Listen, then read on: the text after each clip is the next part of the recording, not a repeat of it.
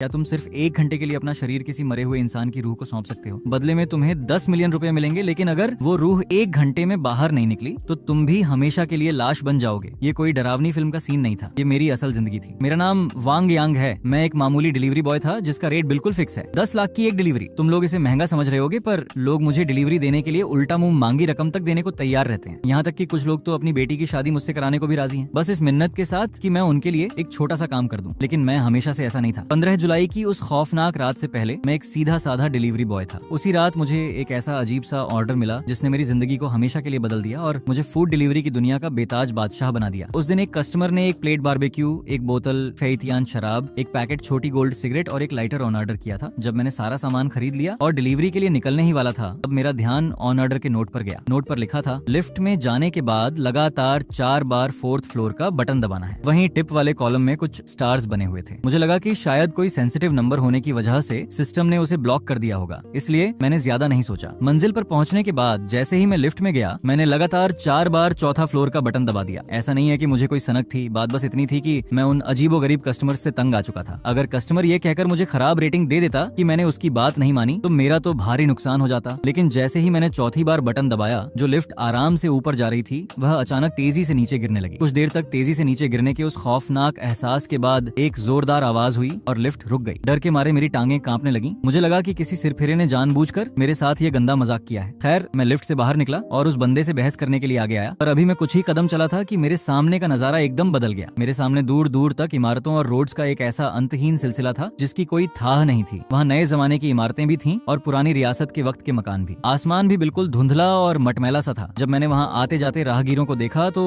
उनका पहनावा अजीबोगरीब और रंग बिरंगा था। कोई पारंपरिक हानफू पहने था, कोई छिपाओ, तो कोई 3 पीस सूट। लेकिन जैसे ही उन सब ने मेरी तरफ देखा, डर के मारे मेरे रोंगटे सीधे हो गए और सिर चकराने लगा, क्योंकि उन सभी के चेहरे बिल्कुल सफेद हो चुके थे, जैसे शरीर में खून का एक कतरा भी न बचा हो। यह पक्का मेरा वहम है, बिल्कुल मेरा वहम है। मैं खुद को दिलासा देते हुए तुरंत सीढ़ियों की तरफ भागा, लेकिन ठीक उसी वक्त एक बिल्कुल ठंडा बर्फ जैसा हाथ मेरे कंधे पर आकर टिका। ये ऑर्डर मैंने ही मंगाया है, लाओ इसे मुझे दे दो। भाई साहब, डर के मारे मेरी तो जान ही हलक में अटक गई। मैंने झट से पीछे मुड़कर देखा तो वहाँ एक 40 से 45 साल का आदमी खड़ा था। उसके बाल और कपड़े तो आज के जमाने के थे, लेकिन उसका चेहरा कागज की तरह बिल्कुल सफेद था। मैं तो चीख मारते हुए वहीं जमीन पर ढेर हो गया। चिल्लाओ मत, अब जब आ ही गए हो तो। उस आदमी ने सीधे पैकेट खोला और बारबेक्यू कबाब उठाकर खाने लगा। फिर उसने उसे थूक दिया। इसके बाद उसने फेइतियान का एक घूंट भरा और उसे भी थूक दिया। उसकी आंखों में पुरानी यादों की एक अजीब सी झलक थी और वह उसे ऐसे छक रहा था जैसे किसी नियामत का लुत्फ उठा रहा हो। डर के मारे मेरी तो पैंट गीली होने वाली थी। मैंने हकलाते हुए कहा, भाई मुझे मेरी मजदूरी के पैसे नहीं चाहिए, ये सामान भी आप ही रख लो, बस मुझे यहाँ से जाने दो। छोटे भाई, ऐसा नहीं चलेगा। मुफ्त के माल में मजा तो बहुत आता है, लेकिन इससे कर्मों का हिसाब खराब हो जाता है और पुण्य कम हो जाते हैं। क्या पता इस चक्कर में मेरा अगला जन्म ही ना हो पाए। ये कहते हुए वह आदमी मेरे पास आकर जमीन पर बैठ गया। उसने एक छोटी गोल्ड सिगरेट जलाई और फिर लाइटर के साथ एक सिगरेट मेरी तरफ काटते हुए कहा, लो एक कश मारो, दिल का डर भाग जाएगा। इस वक्त मेरी सूरत ऐसी थी जैसे रोते रोते हंसना। मैंने कांपती आवाज में पूछा, यह कौन सी जगह है? उस आदमी ने जेब से चमचमाता हुआ लेटेस्ट मॉडल का आईफोन निकाला और आराम से बोला, यह परलोक यानी भूतों की दुनिया है। मुझे सिगरेट की बहुत तलब उठ रही थी और मैं बेचैन था, इसलिए मैंने इन लोगों द्वारा श्राद्ध में जलाए गए फोन से कोशिश की। मुझे अंदाजा नहीं था कि सचमुच फूड ऑर्डर हो जाएगा। खैर, मैंने तुम्हारे साथ जो भलाई की थी वह बेकार नहीं गई। ये सुनकर तो मेरे पैरों तले जमीन ही खिसक गई। अब तो मेरा खेल खत्म। एक मामूली सी डिलीवरी के चक्कर में खुद को सीधे यमलोक पहुंचा दिया। मैंने थरथराते हुए पूछा, तो क्या मैं वापस लौट पाऊंगा? तब जाकर उस आदमी को असल बात याद आई और उसने कहा, अगर तुम यहाँ 1 घंटे से ज्यादा नहीं रुकते तो आराम से वापस जा सकते हो। तुम्हारे शरीर में इंसानी गर्मी और ऊर्जा बहुत तेज है। यहाँ किसी की इतनी हिम्मत नहीं जो तुम्हें हाथ भी लगा सके। खैर, काम की बात पर आते हैं। मेरा नाम सू तुचियांग है। मैंने अपनी आधी जिंदगी जी ली और मुझे कोई मलाल नहीं है। अगर किसी के साथ अन्याय किया है तो वह मेरी पत्नी और बेटी है। अपनी जवानी के दिनों में मैं एक नंबर का आवारा और घटिया इंसान था। कर्ज के जाल में फंसकर मैं उन्हें बिना बताए भाग गया था। बाद में मैंने अपना नाम और पहचान बदल ली और किस्मत से एक होटल का मालिक बन बैठा। इसके बावजूद मैं कभी उनसे मिलने वापस नहीं गया, बल्कि मैंने तो यहाँ एक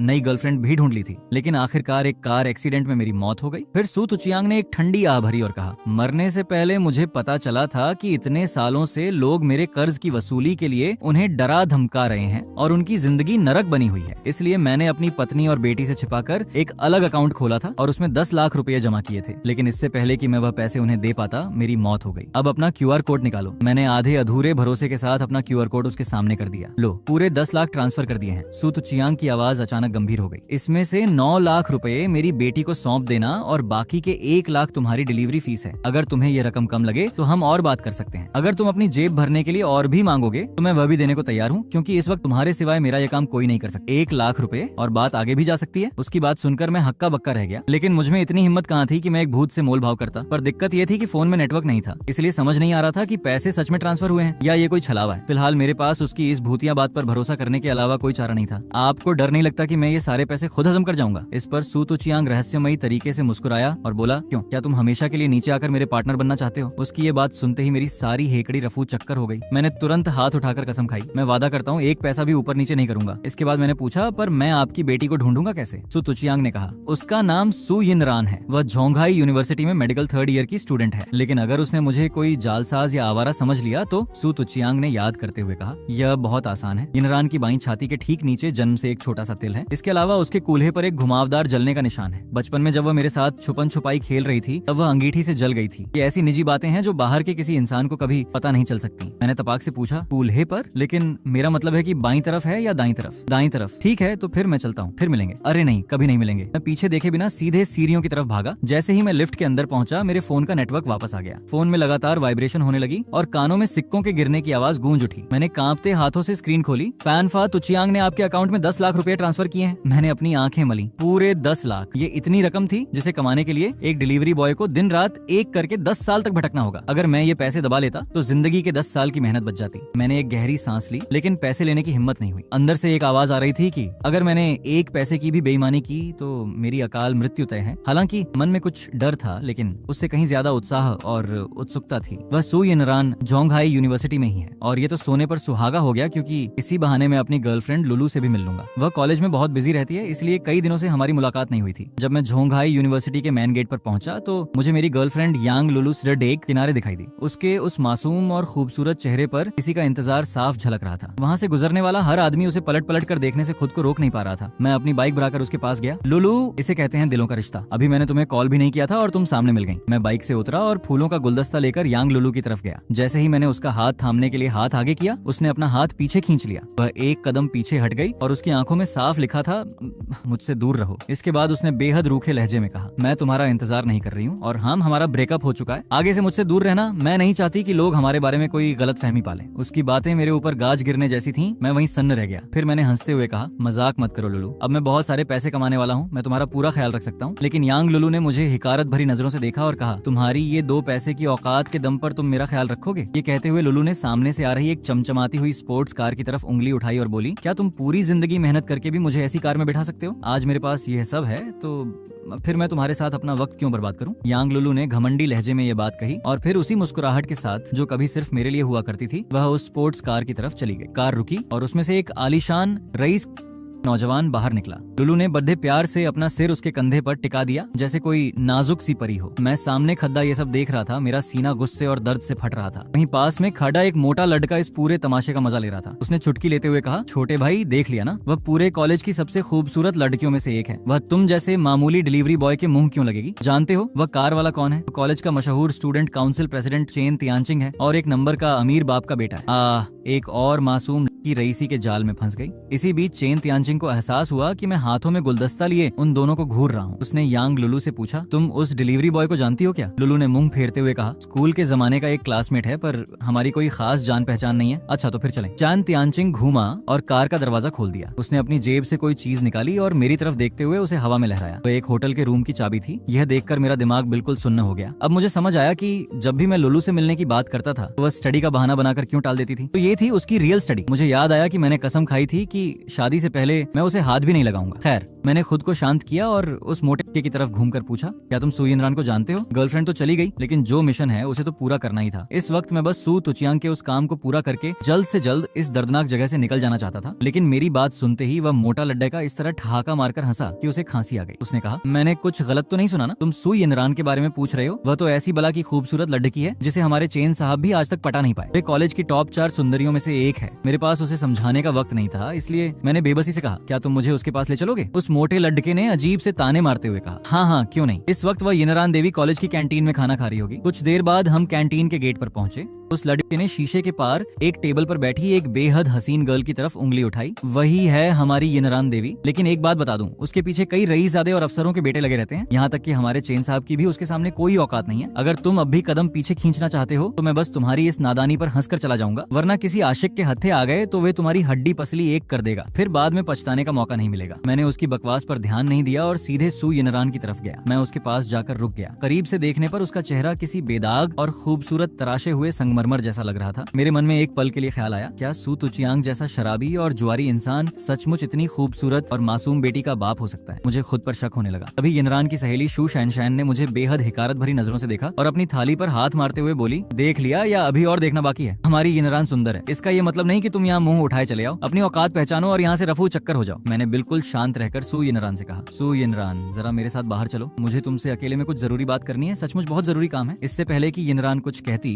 शू शैनशैन ने अपनी उंगली नचाते हुए गुस्से में कहा, ओए तुम दिमागी रूप से बीमार हो क्या? तुम्हें 3 सेकंड का वक्त देती हूँ, यहाँ से दफा हो जाओ। पहले ही मेरा दिल टूटा हुआ था, ऊपर से बिना किसी वजह के ये बकवास सुननी पड़ रही थी। अब मेरा सब्र का बांध टूट गया। मैंने गुस्से में डांटते हुए कहा, अपना मुंह बंद रखो, तुमसे किसी ने नहीं पूछा। यह सुनते ही शू शैनशैन जोर से चिल्लाई, बचाओ बचाओ, कोई गुंडा यिनरान के साथ बदतमीजी कर रहा है। उसकी आवाज गूंजते ही कैंटीन के बहुत सारे लड़के अपनी सीटों से उठकर मेरी तरफ लपके। एक लड़के ने आगे से धमकी दी, अपनी जगह पर सीधे रहो, ये झोंघाई यूनिवर्सिटी है, तुम्हारी गुंडागर्दी यहाँ नहीं चलेगी। अगर यहाँ कोई तमाशा किया तो तुम्हारा कीमा बना देंगे। शू शैनशैन तुरंत सू यिनरान का हाथ पकड़कर उसे भीड़ के पीछे ले जाने लगी। ये भारी भीड़ देखकर मेरे होश उड़ गए। मैं सू यिनरान को ऐसे जाने नहीं दे सकता था, वरना मेरा तो पूरा प्लान ही चौपट हो जाता। लेकिन दिक्कत ये थी कि मुझे उससे अकेले में बात करने का मौका नहीं मिल रहा था। आखिरकार मजबूरी में मैंने पूरी कैंटीन के सामने सू यिनरान की तरफ चिल्लाकर कहा, सू यिनरान, क्या तुम्हारी बाईं तरफ के हिस्से के नीचे एक तिल है? और तुम तो समझ ही रही होगी, पैर से ऊपर और कमर से जरा नीचे एक 3 इंच का घुमावदार जलने का निशान है, जो बचपन में छुपन छुपाई खेलते वक्त अंगीठी से लगा था, है ना? ये सुनते ही सू यिनरान का दिल जोरों से धड़कने लगा और उसका चेहरा शर्म से बिल्कुल लाल हो गया, जैसे उसके दिल में कोई हलचल मच गई हो। हालांकि मैंने उन अंगों का नाम सीधे सीधे नहीं लिया था, लेकिन मेरा इशारा इतना साफ था कि वह सब समझ गई। वह सोच में पड़ गई कि एक अनजान शख्स को उसकी जिंदगी का ये सबसे गुप्त राज कैसे पता है, और वह भी इस तरह सरेआम पूरी कैंटीन के सामने। उसे बेहद शर्मिंदगी महसूस हो रही थी। शुक्र इस बात का था कि मैंने उस जगह का हूबहू नाम नहीं लिया था, वरना आज पूरी यूनिवर्सिटी के सामने उसका जीना मुहाल हो जाता। वह तेजी से चलकर मेरे सामने आई और उसने अपने कोमल हाथों से मेरा मुंह बंद कर दिया। सू यिनरान ने बेहद घबराहट और शर्म के मारे अपना सिर झुका लिया और धीमी आवाज में कहा, अब बस करो और कुछ मत कहना, मैं तुम्हारे साथ बाहर चलने को तैयार हूँ। उसकी ये बात पूरी कैंटीन के लड़कों को सुनाई दी, जिससे उन सबका दिमाग पूरी तरह सन्न रह गया। पल भर में उस कैंटीन में एक सन्नाटा पसर गया। मैं भी हैरान रह गया। उसके हाथों से भीनी भीनी खुशबू आ रही थी, जो सचमुच बहुत लाजवाब। चलो अब जल्दी यहाँ से निकलो। सू यिनरान अब वहाँ एक पल भी नहीं रुकना चाहती थी। उसने घबराहट में खुद मेरा हाथ पकड़ लिया और मुझे बाहर की तरफ खींचने लगी। शू शैनशैन की आंखें फटी की फटी रह गईं। ये क्या माजरा है? यिनरान, तुम इस डिलीवरी बॉय के साथ कहाँ जा रही हो? यिनरान ने बिना पीछे मुद्दे जवाब दिया, मैं इसके साथ कुछ निजी बात करने जा रही हूँ, कुछ देर में आ जाऊंगी। उस शांत कैंटीन में जैसे एक धमाका सा हो गया। अरे बाप रे, वह डिलीवरी बॉय कौन है? उसने यिनरान देवी का हाथ पकड़ लिया। इसका मतलब तो ये हुआ कि उसने सीधे उसके हाथ को चूम लिया। उस तिल और जलने के निशान का क्या चक्कर है? बाईं तरफ के नीचे, पैर से ऊपर, कमर से नीचे। यार मुझे तो कुछ समझ नहीं आ रहा। कैंटीन के बाहर वह मोटा लड़का सू यिनरान को उस डिलीवरी बॉय के साथ इतने करीब जाते देख दंग रह गया। उसने खुद को यकीन दिलाने के लिए अपने गाल पर एक जोरदार तमाचा मारा कि कहीं वो कोई ख्वाब तो नहीं देख रहा। कुछ ही देर में सू यिनरान मुझे यूनिवर्सिटी के बाहर एक क्लब में ले गई और उसने एक प्राइवेट केबिन बुक किया। अंदर जाते ही सू यिनरान ने बेहद संभल कर और गुस्से में पूछा, तुम्हारी उन बातों का क्या मतलब था? मैंने अपनी आवाज को धीमा करते हुए कहा, अब यहाँ कोई बाहरी इंसान नहीं है, तो हम सीधे मुद्दे की बात पर आते हैं। सू यिनरान का सीना गुस्से से ऊपर नीचे हो रहा था। तुम्हारी हिम्मत कैसे हुई मुझे अपना कहने की? उसने मुझे चेतावनी देते हुए कहा, सीधे सीधे बात करो, अगर कोई भी गड़बड़ की तो मैं शोर मचा दूंगी। मैंने अपना हाथ हवा में उठाया और सू यिनरान के शरीर के उस हिस्से की तरफ इशारा करते हुए कहा, तुम्हारी बाईं तरफ के ठीक नीचे वह तिल है, सही कहा ना? फिर मैंने खुद के कूल्हे पर हाथ मारते हुए कहा, बचपन में छुपन छुपाई खेलते वक्त तुम अंगीठी से जल गई थी, है ना?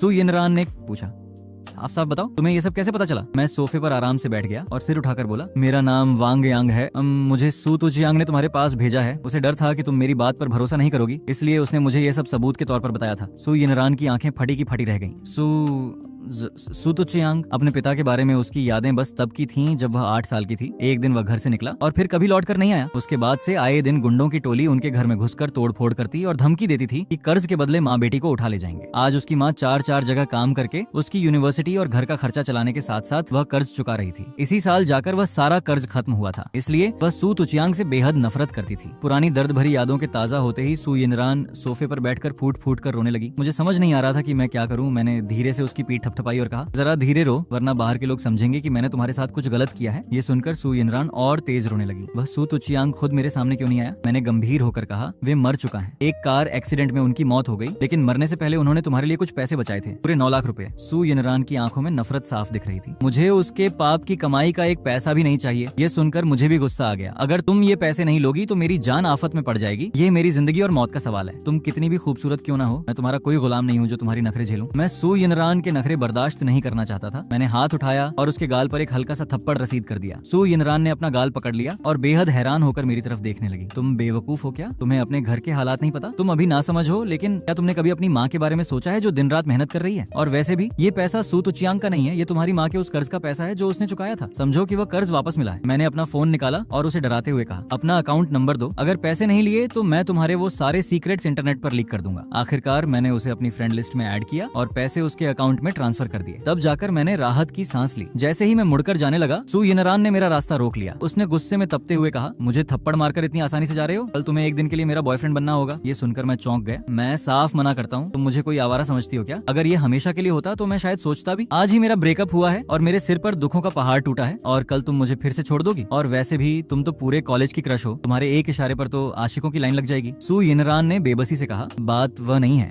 कॉलेज के एक प्रोफेसर हैं जिन्होंने मेरी बहुत मदद की है। कल उनका जन्मदिन है। वहाँ वो चेन तियानचिंग भी आ रहा है जो मुझे बहुत परेशान करता है। मुझे पता चला है कि कल वे प्रोफेसर के जरिए मेरे ऊपर शादी का दबाव बनाने वाला है। तुम कॉलेज के बाहर के हो तो कोई पहचान नहीं पाएगा। प्लीज मेरी मदद कर दो। क्या तुम इतना भी नहीं कर सकते? उसकी आंखों में वह बेबसी और डर देखकर मुझसे मना नहीं किया गया। आखिरकार मैंने हामी भर दी। सोचिए, अगर इस बहाने उसकी परेशानी हल हो जाती है तो मेरे वो 1 लाख रुपए भी हलाल हो जाएंगे। तो कल मिलते हैं। सू यिनरान मुस्कुराते हुए दरवाजा खोलकर चली गई। ठीक उसी वक्त मेरे फोन पर फिर से टिंग की आवाज हुई। वही जानी पहचानी आवाज दोबारा गूंजी। सिस्टम ने मुझे एक और ऑर्डर भेजा था, लेकिन इस बार का नोट और भी अजीब था। ऑर्डर में लिखा था, 1 बोतल माओताई शराब और 2 ग्लास ले आओ, बदले में तुम्हें 1 करोड़ रुपए के शेयर्स मिलेंगे। लोकेशन पास की किसी भी लिफ्ट में जाकर लगातार 4 बार 4th फ्लोर का बटन दबा देना। ये नोट देखते ही मैं समझ गया कि ये फिर से परलोक का कोई ऑर्डर है। 1 करोड़ रुपए। मेरे रोंगटे खड्डे हो गए। मुझे याद आया कि आज कैसे लुलू ने मुझे लात मार दी थी, सिर्फ इसलिए ना क्योंकि मेरे पास पैसे नहीं थे। मैं तुरंत क्लब से बाहर भागा और अपनी बाइक स्टार्ट की। मैं तेजी से एक मॉल की तरफ गया, वहाँ से माओताई शराब की बोतल खरीदी और सीधे लिफ्ट की तरफ गया। जैसे ही लिफ्ट खाली हुई, मैंने बिना वक्त गंवाए लगातार 4 बार 4था फ्लोर का बटन दबा दिया। लिफ्ट की स्क्रीन पर अजीब से कोड्स आने लगे और फोन का नेटवर्क गायब हो गया। एक बार फिर तेजी से नीचे गिरने के एहसास के बाद लिफ्ट का दरवाजा अपने आप खुल गया। बाहर निकलते ही मुझे फिर से वही अजीबोगरीब पुरानी इमारतें दिखाई दी। सू तुचियांग मेरी तरफ आया और उसके साथ एक बेहद रईस और मोटे पेट वाला 40 या 45 उम्र का आदमी भी था। मैंने सू तुचियांग को देखकर मुस्कुराते हुए कहा, मैंने 9 लाख रुपए यिनरान को ट्रांसफर कर दिए हैं। सू तुचियांग ने तसल्ली से सिर हिलाया। चलो, मेरे कर्मों का हिसाब चुकता हुआ। बहुत बहुत शुक्रिया। क्यों चेन साहब, मैंने झूठ तो नहीं कहा था ना? यहाँ से सचमुच इंसान की दुनिया का खाना पीना ऑर्डर किया जा सकता है। सू तुचियांग ने गर्व से उस मोटे आदमी से मेरी पहचान कराई। छोटे भाई, ये चेन होंगफेई हैं। ये झोंगहाई शहर के बहुत जाने माने बिजनेसमैन हैं और इनकी मिलियंस की इंटीरियर डिजाइनिंग कंपनी है। चेन होंगफेई ने उतावले होकर कहा, जल्दी करो छोटे भाई, मेरी शराब की तलब मिटाओ। चेन होंगफेई ने माओताई की बोतल ली, 2 ग्लास में शराब डाली और 1 ग्लास मुझे और 1 सू तुचियांग को दे दिया। फिर उसने सीधे बोतल से एक लंबा घूंट भरा और उसे थूक दिया। उसने आंखें बंद करके उस स्वाद का आनंद लिया। परलोक की भाषा में इसे छखना कहते हैं। इंसानी दुनिया का खाना पीना अगर भूत सचमुच पेट में उतार लें तो उनका अस्तित्व ही मिट जाता है और उनकी आत्मा नष्ट हो जाती है। सू तुचियांग ने टोकते हुए कहा, चेन साहब, हमारे पास वक्त कम है, पहले काम की बात कर लो। शराब तो बाद में भी पीते रहेंगे। हाँ, पहले असली काम करते हैं। चैन होंगफेई ने मुझे एक पता बताया और बहुत उम्मीद से मेरी तरफ देखते हुए कहा, वह मेरा घर है। वहाँ जाने के बाद तुम मेरी तस्वीर को छूना ताकि मेरी आत्मा तुम्हारे शरीर में प्रवेश कर सके। मैं हैरान रह गया। हॉरर फिल्में तो मैंने बहुत देखी थी, क्या किसी भूत को अपने शरीर में ऐसे ही घुसने दिया जा सकता है? अगर वह मेरे शरीर पर कब्जा करके वापस ही न निकला तो मेरी तो जिंदगी ही तबाह हो जाएगी। यह तो सीधे सीधे भूत का साया होने वाली बात थी। चेन होंगफेई ने रोते हुए कहा, मैं तुम्हारे आगे हाथ जोड़ देता हूँ, प्लीज मेरी मदद करो। मेरी पहली पत्नी से मेरा एक ही बेटा है जिसका नाम चेन तियानचिंग है। मेरे मरने के बाद जब यमराज के पास मेरे कर्मों का बही खाता खुला तब मुझे पता चला कि वह मेरा सगा बेटा नहीं है, बल्कि वह किसी और की औलाद है। अपनी आधी जिंदगी की जो खून पसीने की कमाई है, मैं उसे उस नाजायज औलाद के हाथ में नहीं सौंप सकता। मैं अपने शरीर के जरिए अपनी मौजूदा पत्नी को सच बताना चाहता हूँ और उसे वसीयत से बेदखल करना चाहता हूँ। बदले में मैं तुम्हें अपनी कंपनी के 10% शेयर्स दे दूंगा। बोलो छोटे भाई, मंजूर है? चेन तियानचिंग। जैसे ही उस कुत्ते का नाम मेरे कानों में पड़ा, मेरा खून खौल उठा। मेरे दिमाग में यूनिवर्सिटी के गेट का वह नजारा घूम गया जहाँ उसने मुझे नीचा दिखाया था। मैंने गुस्से में चेन होंगफेई का कॉलर पकड़ा और चिल्लाकर पूछा, साफ साफ बताओ, क्या तुम्हारा बेटा झोंगहाई यूनिवर्सिटी का स्टूडेंट काउंसिल प्रेसिडेंट है? चैन होंगफेई ने हैरान होकर पूछा, तुम उसे जानते हो क्या? मैंने उसका कॉलर छोड़े डीएच दिया और ठंडे लहजे में कहा, सिर्फ जानता ही नहीं हूँ, आज दोपहर को उसने मेरी गर्लफ्रेंड को भी पटाया है और वो दोनों होटल गए हैं। चैन होंगफेई ने गुस्से में आगाबूला होते हुए कहा, उस कमीने की इतनी हिम्मत, बाप अभी मरा भी नहीं और वह अय्याशी कर रहा है। फिर उसने मेरी तरफ देखते हुए मिन्नत की, छोटे भाई, मेरा इस बात से कोई लेना देना नहीं है। वह चैन तियानचिंग मेरी औलाद नहीं है। तुम बस मुझे अपने शरीर में आने दो, मैं उसे घुटनों पर लाकर उसकी औकात याद दिला दूंगा। मैंने अपनी आंखें छोटी करके उसे देखा। प्लान तो बुरा नहीं था, लेकिन मैंने पूछा, पर इस बात की क्या गारंटी है कि तुम मेरे शरीर से बाहर निकल जाओगे? चैन होंगफेई ने दबी आवाज में कहा, मुझ में इतनी हिम्मत कहाँ है भाई, मैं तो बस एक भटका हुआ भूत हूँ। अगर मैं 1 घंटे से ज्यादा इंसानी दुनिया में रहा तो मेरी आत्मा हमेशा के लिए नष्ट हो जाएगी। मैंने सू तुचियांग की तरफ देखा तो उसने भी हामी भरी। ये सच कह रहा है, हमने इसकी पूरी जांच की है। आत्मा को शरीर में बुलाने के लिए एक ऐसे इंसान की जरूरत होती है जो दोनों दुनिया के बीच आ जा सके, और तुम्हें उस मरे हुए इंसान की सबसे अजीज चीज या उसकी तस्वीर को छूना होगा, और इसकी समय सीमा सिर्फ 1 घंटा है। सू तुचियांग ने आगे कहा, अगर तुम किसी भूत की आखिरी इच्छा पूरी करने में मदद करते हो तो इससे तुम्हारे पुण्य ज्यादा होंगे। जितने ज्यादा पुण्य होंगे तुम्हारी किस्मत उतनी ही चमकेगी, और अगर पुण्य एक तय सीमा से ज्यादा हो जाए तो मरने के बाद परलोक में तुम्हें बद्धा पद मिलेगा और तुम्हारा अगला जन्म किसी राजा महाराजा के घर में होगा। मैंने चुटकी बजाई, चलो ठीक है, मैं इस काम के लिए तैयार हूँ, लेकिन मैं तुम्हारे घर के अंदर कैसे जाऊंगा? चेन होंगफेई ने खुशी के आंसू रोते हुए कहा, बहुत बहुत शुक्रिया, मेरी पत्नी का नाम चिन शियनयून है। तुम उसके सामने जाकर बस एक कोड वर्ड बोल देना, वह तुम्हें घर के अंदर आने से नहीं रोकेगी। मैंने पूछा, कौन सी शायरी? चेन होंगफेई का चेहरा शर्म से लाल हो गया। उसने कहा, आसमान में चंदा मामा,